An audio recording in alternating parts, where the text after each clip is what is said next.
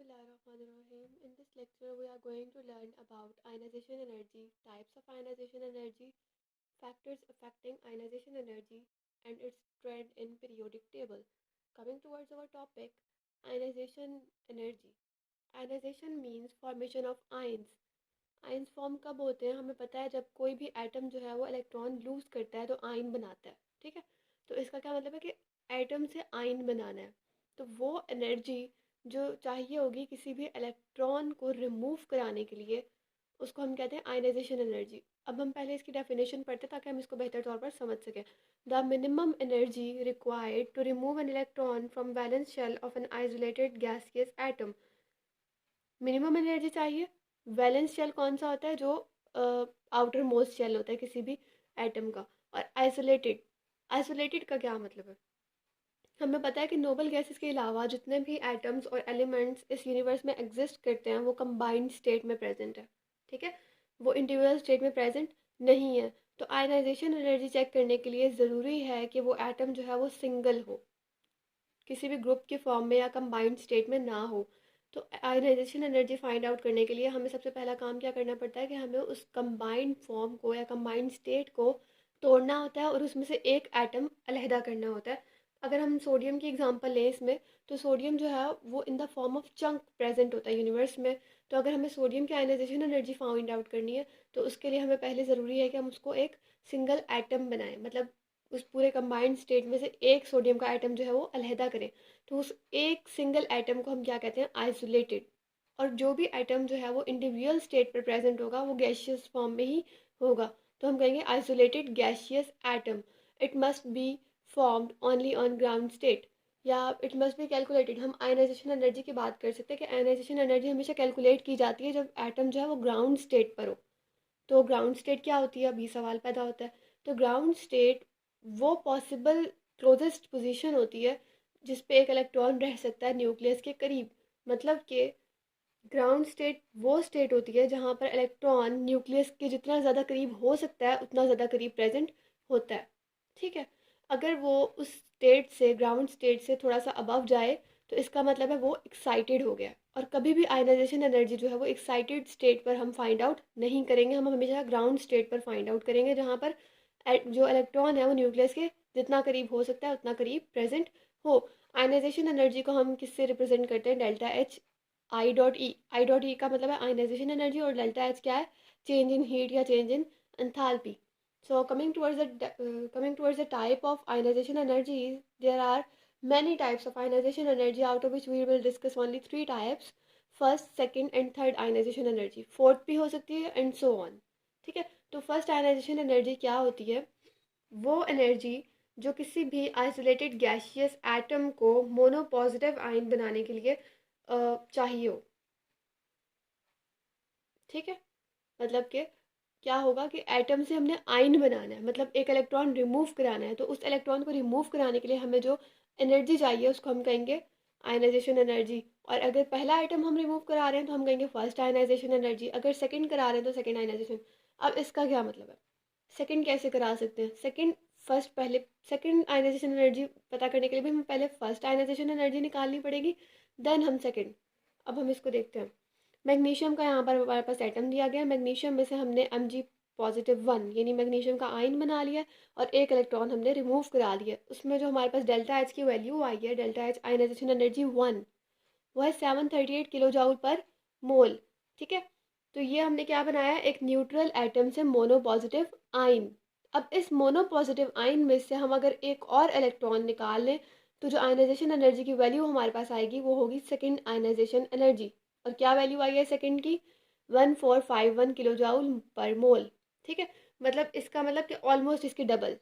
Second electron निकालना थोड़ा सा और मुश्किल था। अब अगर हम बात करें थर्ड आयनाइजेशन एनर्जी की, तो थर्ड आयनाइजेशन एनर्जी कौन सी होगी कि डाई पॉजिटिव आयन जो हमने बनाया है इसके अंदर से हम एक और इलेक्ट्रॉन निकालेंगे और क्या बनाएंगे? Try positive ion. और इसके लिए हमें जो एनर्जी चाहिए वो कितनी है? 7730 किलो जूल पर मोल। अब देखें, हमने देखी थी 738, ये इसकी ऑलमोस्ट डबल थी और ये उससे बहुत ज़्यादा हो गई, ऑलमोस्ट 10 टाइम्स जो है वो ग्रेटर एनर्जी है ये थर्ड वाली। ठीक है, तो अब हम देखते हैं कि थर्ड आयनाइजेशन एनर्जी जो है वो सबसे ज़्यादा है सेकंड और फर्स्ट से। तो ऐसा क्यों है, इसको डिस्कस करने के लिए हम देखते हैं कि मैग्नीशियम का जो आउटर मोस्ट शेल होता है, या आउटर मोस्ट शेल को हम वैलेंस शेल भी कहते हैं, जो इसका वैलेंस शेल होता है उसमें होते हैं 12 इलेक्ट्रॉन्स। टोटल 12 इलेक्ट्रॉन्स होते हैं और आउटर मोस्ट शेल में 2 इलेक्ट्रॉन्स प्रेजेंट होते हैं। देखें अगर इसकी कॉन्फ़िगरेशन, तो फर्स्ट में 2 इलेक्ट्रॉन्स प्रेजेंट है फर्स्ट शेल में, देन सेकंड शेल में जो है वो 8 इलेक्ट्रॉन्स प्रेजेंट है, तो हो गए 10। और जो आउटर मोस्ट शेल है इसमें हमारे पास ये 2 इलेक्ट्रॉन्स प्रेजेंट है। तो जब हमने फर्स्ट आयनाइजेशन एनर्जी निकाली ये वाली, तो हमने 1 इलेक्ट्रॉन रिमूव कराया, मतलब इसमें से 1 इलेक्ट्रॉन रिमूव कराया, तो हमें 738 किलो जॉल एनर्जी लगानी पड़ी। फिर नेक्स्ट क्या था, अब जैसे ही 1 इलेक्ट्रॉन निकला, बाकी इलेक्ट्रॉन्स पे आयंस की ग्रिप जो है वो ज़्यादा हो गई। क्यों? क्योंकि पहले 12 इलेक्ट्रॉन्स थे और 12 ही प्रोटॉन्स थे। अब क्या हुआ, इलेक्ट्रॉन एक निकल गया, इलेक्ट्रॉन्स 11 हो गए, जबकि प्रोटॉन्स जो है वो 12 हैं। तो मतलब न्यूक्लियर चार्ज जो है वो बढ़ गया है। ठीक है, पूरे एटम पर जो है वो न्यूक्लियर चार्ज बढ़ गया है। इससे क्या होगा कि अट्रैक्शन बढ़ जाएगी न्यूक्लियस की इलेक्ट्रॉन्स पर। अब क्या है, सेकेंड वाली हमने निकाली तो हमें ऑलमोस्ट डबल एनर्जी लगानी पड़ी। अब जब हमने थर्ड वाली एनर्जी निकालनी है, तो वो ये शेल पूरा ही ख़त्म हो चुका है, 2 इलेक्ट्रॉन्स तो ऑलरेडी निकल चुके हैं। तो ये वाले जो है शेल से निकालने के लिए बहुत ज़्यादा एनर्जी चाहिए होगी। क्यों? क्योंकि एक शेल ऑलरेडी ख़त्म हो चुका है। ये वाला शेल जो है ये न्यूक्लियस के बहुत करीब है और इस पर स्ट्रॉन्ग अट्रैक्शन है न्यूक्लियस की इन इलेक्ट्रॉन्स पर। तो इस वाले शेल में से इलेक्ट्रॉन निकालना खासा मुश्किल है। तो इसके लिए एनर्जी जो है वो बहुत ज़्यादा चाहिए होगी। इस वजह से जो थर्ड आयनाइजेशन एनर्जी है वो सबसे ज़्यादा है।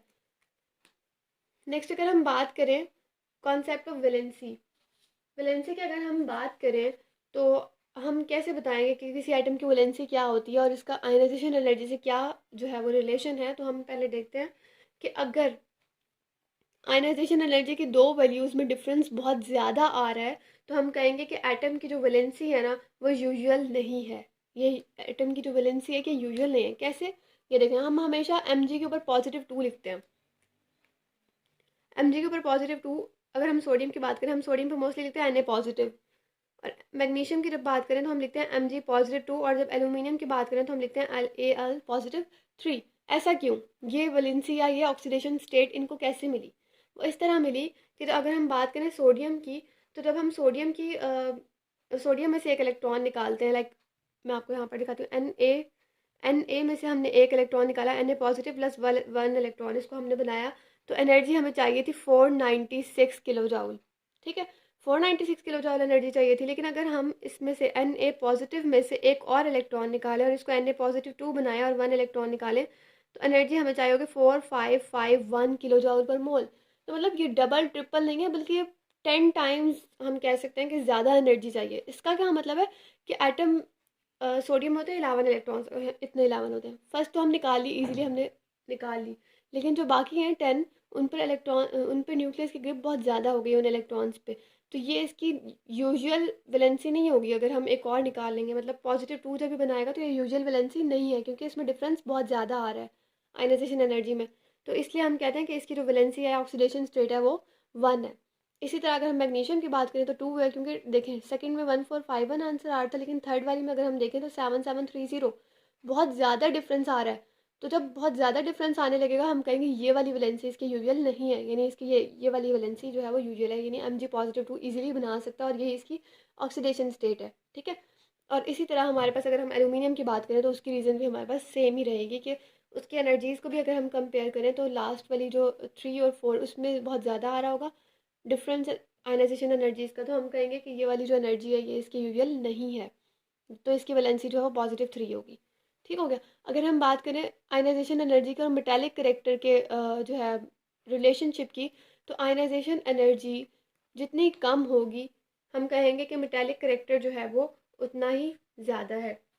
ऐसा हमने क्यों कहा कि आयनाइजेशन एनर्जी कम होती है मेटल्स की आयनाइजेशन एनर्जी क्यों कम होती है? अगर हम देखें, जो हमारे पास पीरियोडिक टेबल होता है उसमें हमारे पास जो है वो लिथियम,